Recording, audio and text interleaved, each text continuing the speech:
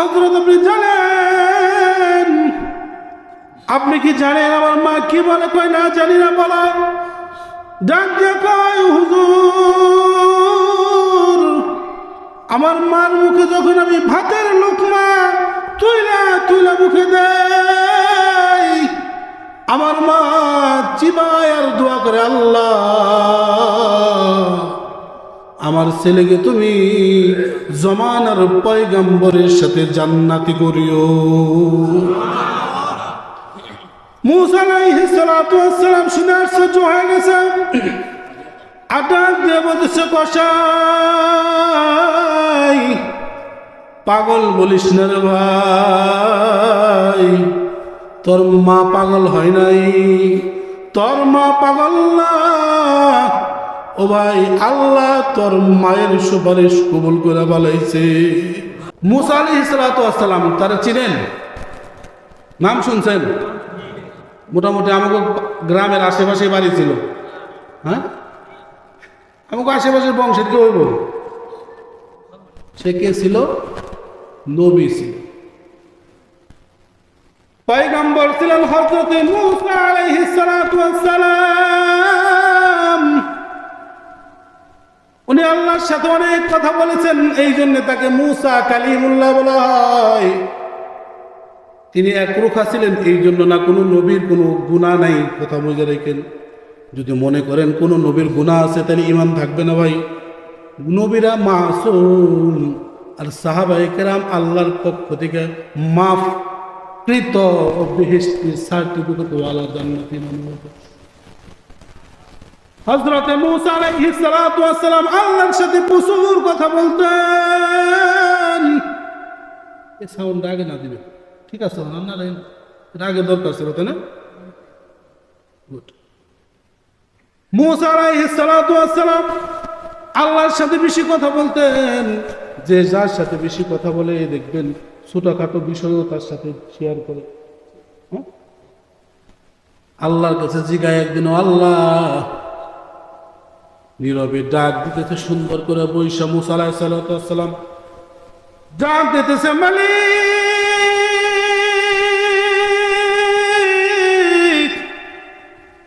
আমি মুসা তোমার পয়গম্বর, আমার মনে খুব আশালয় একটা বিষয় জানার জন্য।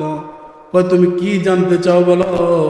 আল্লাহ আমি মুসার সাথে কে জান্নাতে থাকবে এইটা জানতে মনে চায়। আমি মুসার সাথে জমানার পয়গম্বর, ইন্টারন্যাশনাল বড় বড় নবী রাসূলের মধ্যে উনিও একজন, একবারে নাম করা ভাইরাল। উনির জীবনে অনেক সুন্দর এবং কষ্টের হাস্যকর সব মিলিয়ে, ওদিকে যাব না। মুসা আলাইহিস সালামের এই প্রশ্ন শুনে আল্লাহ ওহী নাযিল করে দিয়েছেন, ও মুসা তুমি আমার কাছে জিজ্ঞাসা করেছিলে তোমার সাথে জান্নাতের মধ্যে কে থাকবে। মুসা রে, তোমার সাথে জান্নাতি থাকবে এই জমানার একটা কসাই ছিল, মক্কা শরীফে নামাজ পড়ায়।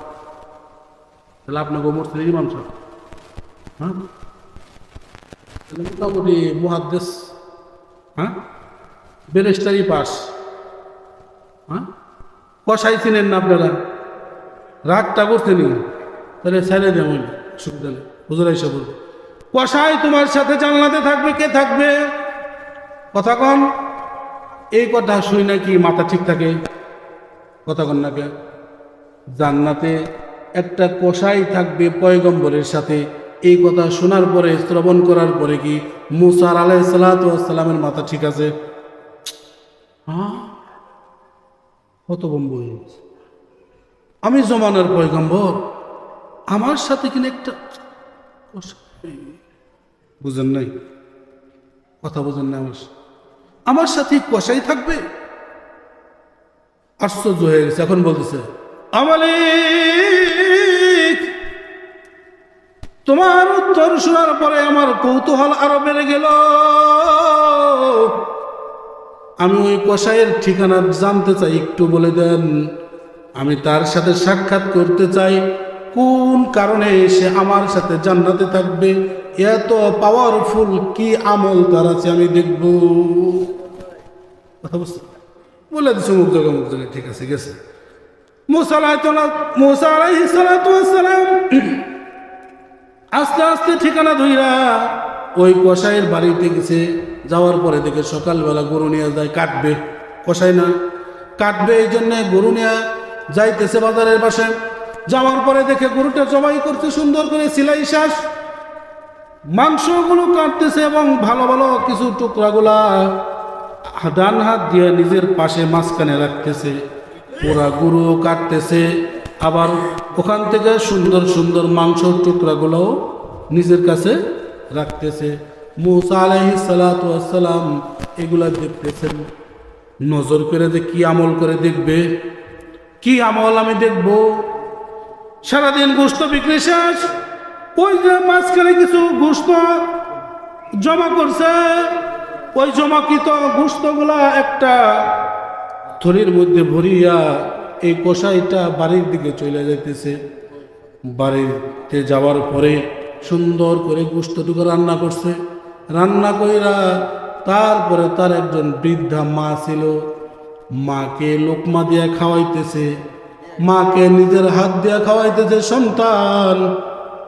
আর শুধু বলতেছে, মাগো আমি তো কসাই, কোনো আমল আমার নাই, কোনো নেক কাজ আমার নাই, আমি তো বাজারে একটা কসাই মাত্র। ও মা তুমি আমার জন্য দোয়া কইরো, ময়দানে মাশরে যেন আসামির বেশে দাঁড়াইয়া জাহান্নামীদের মানুষের ভিতরে না চলে যায়। এই কথাগুলো কসাই বলতেছে আর মাকে লোকমা দিয়ে খাওয়াইতেছে, আর মা বীর করে কথা বলতেছে, বীর আস্তে আস্তে আস্তে আস্তে করে কথা বলতেছে। বৃদ্ধ মানুষ আস্তে বলতেছে, এই জন্য মুসা আলাইহিস সালাম শুনে নাই। জমানার পয়গম্বর মুসা আলাইহিস সালাম মার কথা আস্তে হওয়ার কারণে শুনে নাই। একটু পরে মুসা আলাইহিস সালাম কসাইরে ডাক দিছে, কসাই একটু আসো দিকে কথা বলি।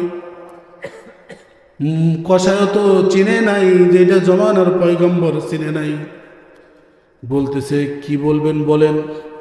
বলতেছে ভাই সকাল থেকে এই পর্যন্ত তোমার কাজগুলো আমি ফলো করতেছিলাম, তোমার কার্যগুলো আমি দেখতেছিলাম, তুমি কি কাজ করো আমি দেখতেছিলাম। সারাদিন দেখার পরে এখন যা বুঝলাম যে তুমি তোমার মার সেবা করতেছ, তুমি নিজের ভুলগুলা মার কাছে বলতেছ, আল্লাহর দরবারেও তুমি ক্ষমা চাওয়ার জন্য মার কাছে সুপারিশ চাইতেছ। এটা আমি শুনতে পেরেছি, কিন্তু তোমার মা তোমার জন্য কিছু কথা বলেছে রে কসাই, এই কথাগুলা আমি শুনতে পারি নাই। তোমার মা তোমার জন্য কি বলেছে শুনি দেখি।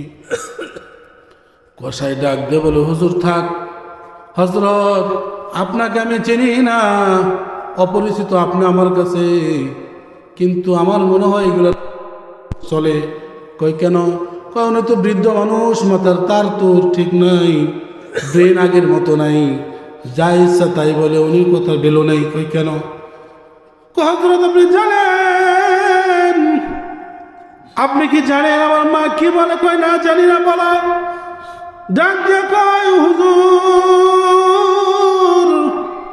আমার মার মুখে যখন আমি ভাতের লোকমা তুইলা মুখে দেই, আমার মা চিবায় আর দোয়া করে, আল্লাহ আমার ছেলেকে তুমি জমানার পয়গম্বরের সাথে জান্নাতি করিও। মুসা আলাইহিস সালাম শুনে আশ্চর্য হয়ে গেছে। আটাক দিয়ে বলতেছে, কসাই পাগল বলিস না রে ভাই, তোর মা পাগল হয় নাই, তোর মা পাগল না। ও ভাই আল্লাহ তোর মায়ের সুপারিশ কবুল করে বালাইছে।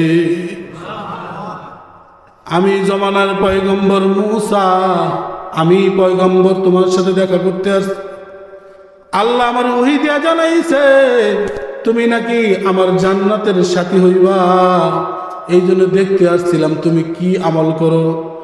আইসা দেখলাম কোনো আমল তেমন পাইলাম না, কিন্তু মার জন্য তোমার ভিতর কাঁদে, মার খাদেম হিসাবে জীবন যাপন করছ, এই জন্যে আল্লাহ তোমার মার দোয়া কবুল করে রয়েছে।